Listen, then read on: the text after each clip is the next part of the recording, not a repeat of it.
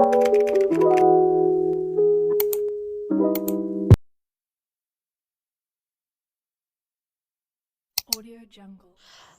teman-teman, perkenalkan kami dari kelompok 9.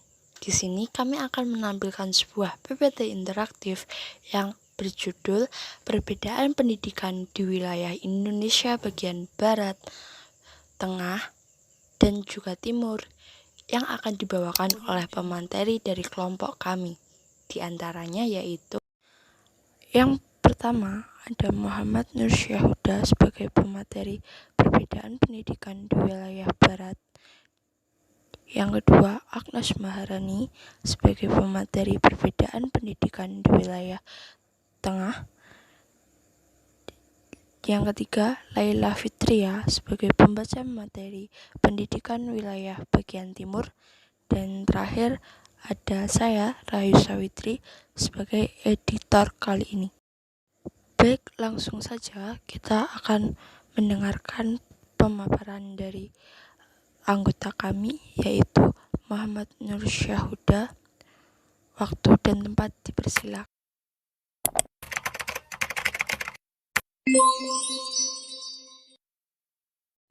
Assalamualaikum warahmatullahi wabarakatuh. Perkenalkan, nama saya Muhammad Nur Syahuda dari kelompok 9 mata kuliah Ilmu Pengantar Pendidikan. Jadi di sini saya akan menjelaskan tentang pelaksanaan pendidikan di Indonesia bagian Barat. Tentu saja di Indonesia bagian Barat sendiri adalah Pulau Jawa ya. Pulau Jawa sendiri merupakan pulau dengan penduduk sekitar 136 juta, dan pulau ini menjadikan pulau dengan penduduk terbanyak di dunia dan merupakan salah satu wilayah terpadat di dunia. Jawa sendiri juga dihuni oleh 60% penduduk Indonesia. Pulau ini secara administrasi terbagi menjadi 4 provinsi, yaitu Jawa Barat, Jawa Tengah, Jawa Timur, dan Banten, serta 2 wilayah khusus yaitu DKI Jakarta dan Daerah Istimewa Yogyakarta. Dalam pelaksanaan pendidikan di Pulau Jawa sendiri dapat dikatakan sudah maju, karena di Pulau Jawa sendiri juga terdapat ibu kota, yaitu ibu kota Jakarta, yang merupakan salah satu ibu kota negara Indonesia, di mana segala kegiatan nasional bersumber dari pusat pemerintahan ini. Pusat pemerintahan negara Indonesia, yang termasuk juga dalam bidang pendidikan. Pelaksanaan pendidikan di Jawa sendiri jangan dikhawatirkan lagi kemajuannya, karena di Pulau Jawa sendiri banyak juga universitas yang bisa dikatakan bagus ya, seperti UI, UGM, ITB, ITS, dan sebagainya ya, yang menjadikan Pulau Jawa ini merupakan salah satu tujuan pendidikan dari luar Pulau Jawa. Nah, hal ini terjadi karena keadaan geografis Pulau Jawa sendiri ya.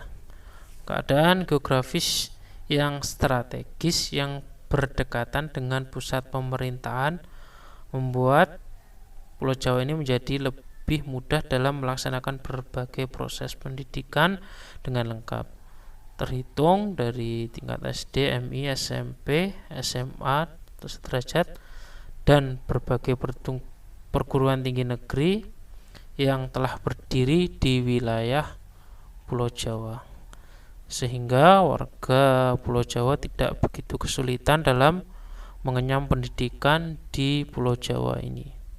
Berbagai alat penunjang kebutuhan seperti alat transportasi yang mempermudah kegiatan manusia juga sudah tersedia dengan lengkap. Hampir di setiap pelosok daerah ada, sehingga dapat dikatakan bahwa Pulau Jawa ini dalam melaksanakan pendidikannya sudah sangat baik. Terima kasih. Selanjutnya kita akan mendengarkan paparan materi yang kedua, yaitu perbedaan pendidikan di di wilayah Indonesia bagian tengah. Waktu dan tempat kami persilakan.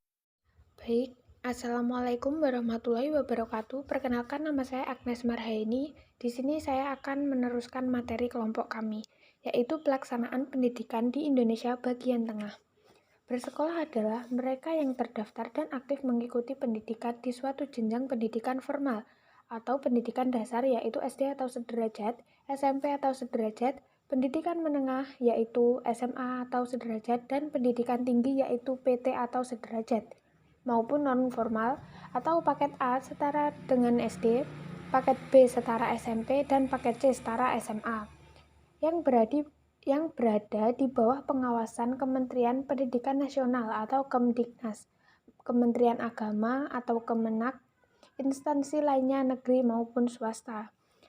Selanjutnya, pendidikan formal adalah jalur pendidikan yang terstruktur dan berjenjang yang terdiri atas pendidikan dasar, pendidikan menengah, dan pendidikan tinggi, meliputi SD, MI atau sederajat, SMP, MTS atau sederajat, SM atau MA atau sederajat, dan PT, perguruan tinggi. Selanjutnya, pendidikan non-formal adalah jalur pendidikan di luar pendidikan formal yang dapat dilaksanakan secara terstruktur dan berjenjang, meliputi pendidikan kecakapan hidup atau kursus, pendidikan anak usia dini atau PAUD, dan prasekolah, pendidikan kepemudaan, pendidikan pemberdayaan perempuan, pendidikan keaksaraan, pendidikan keterampilan, dan pelatihan kerja, pendidikan kesetaraan paket A, paket B, dan paket C, serta pendidikan lainnya yang ditujukan untuk mengembangkan kemampuan peserta didik. Selanjutnya, tidak atau belum pernah sekolah adalah tidak atau belum pernah terdaftar dan aktif mengikuti pendidikan di suatu jenjang pendidikan, termasuk mereka yang tamat atau belum tamat taman kanak-kanak yang tidak melanjutkan ke sekolah dasar. Tamat sekolah adalah telah menyelesaikan pelajaran pada kelas atau tingkat terakhir sesuai jenjang pendidikan di sekolah negeri maupun swasta dengan mendapatkan tanda tamat atau ijazah. Seorang yang belum mengikuti pelajaran pada kelas tertinggi, tetapi jika ia mengikuti ujian dan lulus, maka dianggap tamat. Selanjutnya, angka buta huruf adalah proporsi pendidikan usia tertentu yang tidak dapat membaca dan atau menulis huruf Latin atau huruf lainnya terhadap penduduk usia tertentu. Sekian dari saya, terima kasih. Baik, terima kasih. Dan untuk materi yang terakhir yaitu perbedaan pendidikan di Indonesia di wilayah bagian timur. Waktu dan tempat kami persilakan. Pendidikan merupakan salah satu modal yang sangat penting untuk menjalani kehidupan bermasyarakat. Karena dengan adanya pendidikan, kita bisa memahami berbagai informasi. Berbicara mengenai pendidikan di Indonesia memang tidak ada habisnya. Salah satu yang menjadi masalah adalah rendahnya kualitas pendidikan di daerah terpencil, terutama di wilayah Indonesia bagian timur. Berbagai masalah menghambat proses pendidikan di sana, seperti tidak ada fasilitas yang cukup memadai untuk menunjang kemajuan proses belajar mengajar, serta masalah tenaga didik yang mengajar dengan ilmu seadanya. Selain sarana dan prasarana yang kurang dan belum memadai, kualitas dari guru dan tenaga pengajar lain juga dirasa masih belum kompeten. Akibatnya, banyak anak-anak yang putus sekolah. Berdasarkan dari Lembaga Pendidikan Anak Usia Dini Non-Formal dan Informal, terdapat sekitar 800.000 anak putus sekolah di kawasan Indonesia Timur. Selain itu, kawasan Indonesia Timur juga masih memiliki angka buta huruf yang tinggi. Bahkan 3 provinsi dengan persentase tertinggi penduduk yang buta huruf berasal dari provinsi di Indonesia Timur, yaitu Provinsi Papua, Nusa Tenggara Barat, dan Sulawesi Barat. Di wilayah Papua, perkembangan pendidikan masih sangat memprihatinkan. Rata-rata tingkat pendidikan masyarakat Papua masih rendah. Data dari Badan Pusat Statistik menunjukkan jika lebih dari 50% anak-anak usia sekolah tidak mendapatkan pendidikan di sekolah. Minimnya fasilitas masih menjadi faktor utama.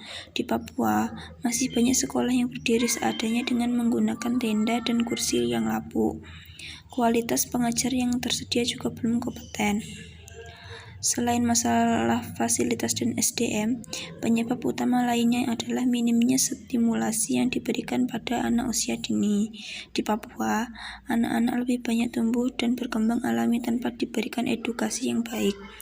Minimnya sistem pengajaran sejak usia dini seperti PAUD atau TK tentu membuat pendidikan di Papua menjadi terlambat dan tidak terstruktur. Selain itu, adat dan kebudayaan setempat juga secara tidak langsung menjadi penghambat sistem pendidikan di Papua. Di Provinsi Nusa Tenggara Barat, masalah pendidikan terbilang cukup kompleks. Masyarakat di NTB masih belum memahami pentingnya pendidikan bagi anak usia dini. Hal ini mendorong banyaknya anak yang putus sekolah. Para pelajar juga banyak yang enggan melanjutkan pendidikan ke jenjang yang lebih tinggi. Akibatnya, banyak penduduk NTB yang buta aksara tercatat sebanyak 4.017.991 warga NTB menyandang buta aksara atau sekitar 16,48% dari total penduduk yang ada. Melihat fakta-fakta yang ada, tentu bisa dikatakan bahwa kualitas pendidikan di wilayah Indonesia Timur masih tertinggal dibandingkan dengan wilayah lain di Indonesia seperti Jawa, Sumatera, atau Kalimantan. Sekian dari kami, atas kurang lebihnya mohon maaf dan terima kasih.